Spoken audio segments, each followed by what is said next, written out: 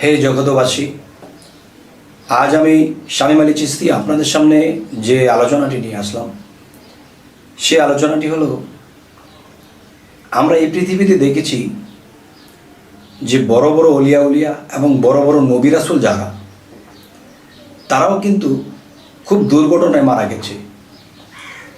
তো যেমন একটা কথা হলো, হযরত ঈসা আলাইহিস সালাম, তার কথা আল্লাহ সূরা আলে ইমরানের মধ্যে বলেছেন যে আমার ঈসা আমার পূর্ণবান ব্যক্তিদের মধ্যে সে একজন। আল্লাহ যদি বলে থাকে যে আমার ঈসা যে পূর্ণবান ব্যক্তির মধ্যে সে একজন, তাহলে সে তো শ্রেষ্ঠ নবীর মধ্যেও একজন। তো এখন বলতে চাই, তিনি মৃত্যুটা ক্রোশে হলো কেন? 4 হাত পা প্যারাক মেরে তার দেহত্যাগ করতে হলো কেন? তাহলে সে শ্রেষ্ঠ নবীর মধ্যে একজন, আর আল্লাহ বলেছে পূর্ণবান ব্যক্তির মধ্যে সে একজন, এবং তার আরেকটি নাম আছে, তিনি রুহুল্লাহ। যেমন মোহাম্মদ রাসূলুল্লাহ, তিনি রুহুল্লাহ।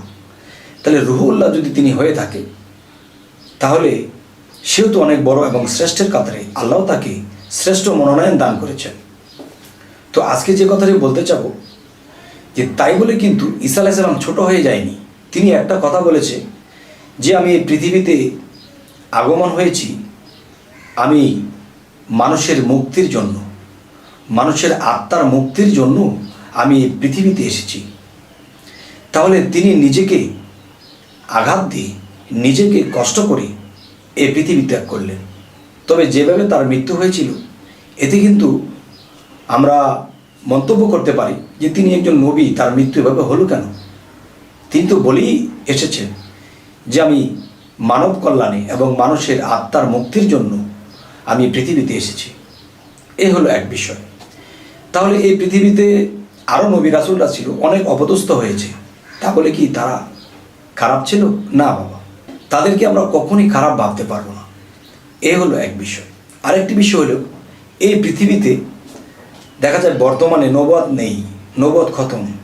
অলিয়া উলিয়া পীর মুর্শিদের আমল বা পীর মুর্শিদের যে বেলায়েতের যুগ। তো এখন দেখা যায় অনেক পীর অনেক লাঞ্ছনা বঞ্চনা হয়ে, অপমানিত হয়ে মৃত্যুবরণ করেছে, কিন্তু মূলত তিনি কামেল ছিলেন। তারপরও তার লাঞ্ছনা মৃত্যু কেন হলো? নবীদের হয়েছে, যেমন নবীদেরকে আমরা খারাপ বলতে পারবো না, ঠিক বেলায়েতের মুর্শিদদেরকেও আমরা খারাপ বলতে পারবো না।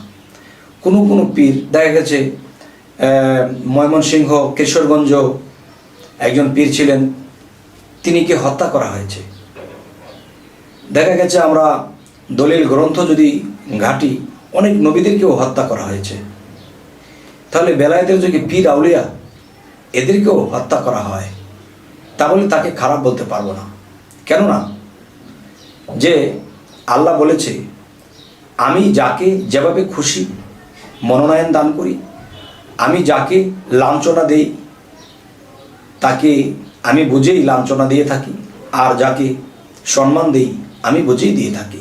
কিন্তু আমরা কাউকে খারাপ বলতে পারবো না। এই পৃথিবীতে দেখা গেছে অনেক অপরাধ মানুষও জেল খাটতেছে, ফাঁসি হইতেছে।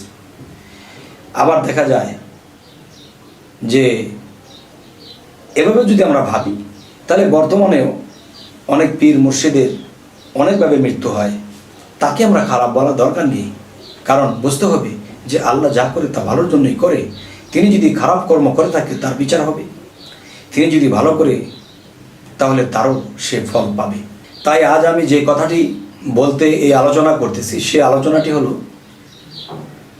যে কিছু কিছু অলি আউলিয়া মৃত্যু এমনভাবে হতে পারে, তাকে ঘৃণা করা যাবে না। কেননা দেখেন, যিনি আত্মার মুক্তির মাগফিরাতের জন্য এসেছিলেন, তিনি মৃত্যুটা কি ক্রোশে হয়েছিল। তাহলে এমনও পৃথিবীতে কামেল ব্যক্তি আছে যে সেই মৃত্যুটা মেনে নেওয়া যায় না। কিরকম? যেমন একজন আল্লাহর ওলি সবসময় আল্লাহর ইবাদত করে, আল্লাহ ছাড়া কোনো কথা নেই, এবং জীবনে অনেক কারামতও আছে, কিন্তু তার মৃত্যু হলো কিভাবে? সে একটা ময়লা ডোবা পচা, এখানে অনেক কীরা পোকা বাস করে, এটার মধ্যে সে পড়ে গেছে, পড়ে গিয়ে মৃত্যুবরণ করেছে। তখন মৃত্যু হওয়ার পরে কি হলো? যে এই ব্যক্তিটাকে সেখান থেকে টেনে তুলে যখন দেখে মৃত্যুবরণ করেছে, তখন তাকে দাফন কাফন সমস্ত কিছু সারা হলো। কিন্তু কিছু কিছু মানুষ মন্তব্য করল, তিনি তো আল্লাহ ছাড়া, রাসূল ছাড়া কোনো কথা বলতেন না, আল্লাহর কথা বলতে কেঁদে দিত, এবং সে রাসূলের কথা বলতেই কেঁদে দিত। কিন্তু এমন একটা ব্যক্তি ময়লা ডোবার ভিতরে পড়ে তে মৃত্যুবরণ করলো। তখন সেই ময়লা ডোবার থেকে যখন তাকে বের করা হলো, তার শরীরের মধ্যে অনেক কীড়াপোক বাইতেছে। এগুলো পানি দিয়ে পরিষ্কার করে তাকে যখন দাফন কাফন করা হলো, তখন যারা এই বিষয়ে মন্তব্য করেছিল যে এই লোকটা এত কামেল জানি, তারপরও তার মৃত্যু নালা ডোবার মধ্যে হচ্ছে, সে মৃত্যুর সাথে সাথে তার শরীরের মধ্যে কীড়া বাইতেছে, এর কি বিষয় একটু শুনুন। সেই কথাটি হলো যে একজন এই কথা ভাবতে ভাবতে যখন ঘুমিয়ে পড়লেন, তখন তার মধ্যে একটা স্বপ্ন আসলো।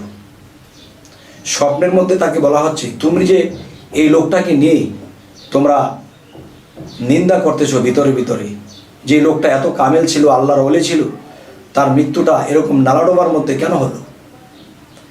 তখন বলল, তুমি কালকে তোমাদের যে পাশের বাড়ির পিছনে যে একটা বটগাছ আছে, এই বটগাছের নিচে বসে থাকবে।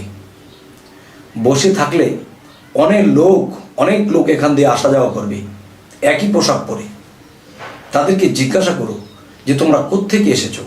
তখন কি করলো? সেই লোকটি স্বপ্নে দেখলো পরের দিন সেই গাছতলায় গিয়ে সে বসে আছে। তখন তিনি দেখতে পাচ্ছে একই পোশাক পরে অনেক মানুষ এখান দিয়ে সমাগম হচ্ছে, যাওয়া আসা করছে। তখন একজন জিজ্ঞাসা করলো একজনকে যে ভাই, আপনারা এত লোকজন কোত্থেকে আসতেছেন, কোথায় যাচ্ছেন? তখন সেই লোকটা বলল যে আপনাকে অবশ্যই কথা জবাব করব, কিন্তু আপনি কিন্তু আপনার নিজের মধ্যে রাখার চেষ্টা করবেন। তখন বলল, হ্যাঁ বলেন। তখন বলল, দেখেন, এই যে কয়েকদিন আগে একজন আল্লাহর ওলি ময়লা ডবা নালার ভিতরে পড়ে গেছিল, সেখানে পড়ে গিয়ে সে হাবুডাবু করতে করতে তিনি মারা গেল। তিনি আল্লাহর এমনই এক বান্দা, আর রাসূলের এমনই একটা উম্মত ছিল, তার শরীরে কোনো পাপ ছিল না। তখন আমরা কোনোদিন সমস্ত কীটরূপে আমরা সেই ময়লার মধ্যে ছিলাম। তখন আশায় থাকতাম যদি কোনো ওলিয়া উলিয়ার স্পর্শ পাইতাম, কোনো আল্লাহর খাস বান্দার স্পর্শ পাইতাম, তখন আমরা এই কীটরূপ হইতে আমরা রক্ষা পাইতাম। সুবহানাল্লাহ।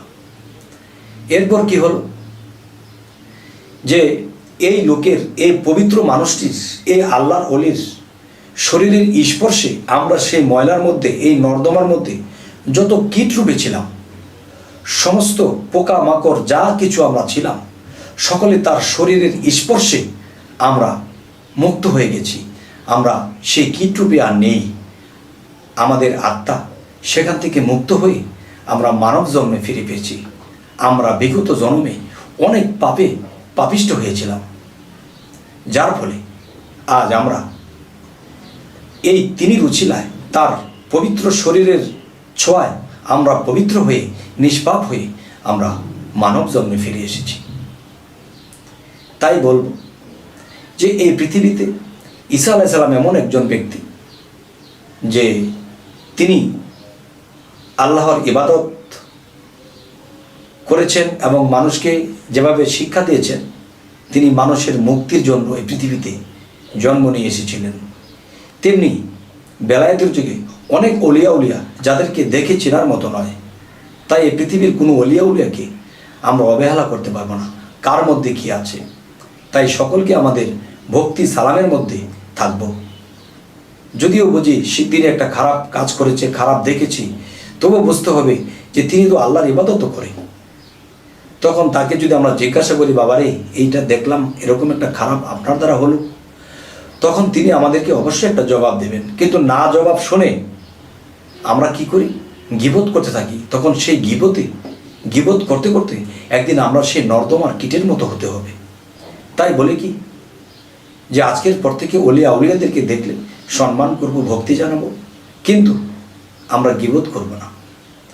এবং ওলিয়া আউলিয়াদের মধ্যে অনেকের মৃত্যু এরকমভাবে হতে পারে, কিন্তু জগতে দেখা গেছে তিনি পবিত্র, ভালো কাজ করেছে, কিন্তু ওখানে তাকে দেখা গেল নর্দমার কীটের মধ্যে পড়ে মারা গেল। এই জন্য তাকে ঘৃণাও করা যাবে না। জানি না আল্লাহ এর মধ্যে কোনো রহস্য রেখেছে, যেহেতু তিনি আল্লাহর ইবাদতকারী ছিলেন এবং আল্লাহকে ডেকেছেন। তো আল্লাহও চেয়েছে যে তার উছিলায় নর্দমার কীটগুলো কিছু মুক্তি পেয়ে যাক। তবে হে জগতবাসী, আজকের এই কথাগুলো বলার উদ্দেশ্য যে আমরা এই পৃথিবীতে কোনো ধর্মের লোককেও ঘৃণা করব না, এবং আমাদের মধ্যে যারা ওলিয়া আউলিয়া হতে চলেছে, আল্লাহর কাজ করতে শুরু করেছে, তাদের মধ্যে যদি কোনো খারাপ কিছু দেখি তাদেরকে জিজ্ঞাসা করব, কিন্তু গীবত করব না, তাদের অত্যাচার আমরা করব না। তো আজকের এই আলোচনায় আপনাদেরকে অবশ্যই কিছু বোঝাইতে চাইলাম, এবং কি বুঝলেন এবং কি ভালো লাগলো কি খারাপ লাগলো তো অবশ্যই আমাকে জানাবেন। এবং আমাদের এই চ্যানেলের আলোচনা যদি আপনাদের ভালো লাগে তো অবশ্যই সাবস্ক্রাইব করে রাখুন, পরবর্তীতে আমাদের ভালো ভালো ভিডিওগুলো যেন আপনাদের কাছে পৌঁছে যায়। তো আজ এ বলে রাখবো, সকলে ভালো থাকবেন। আল্লাহ হাফিজ।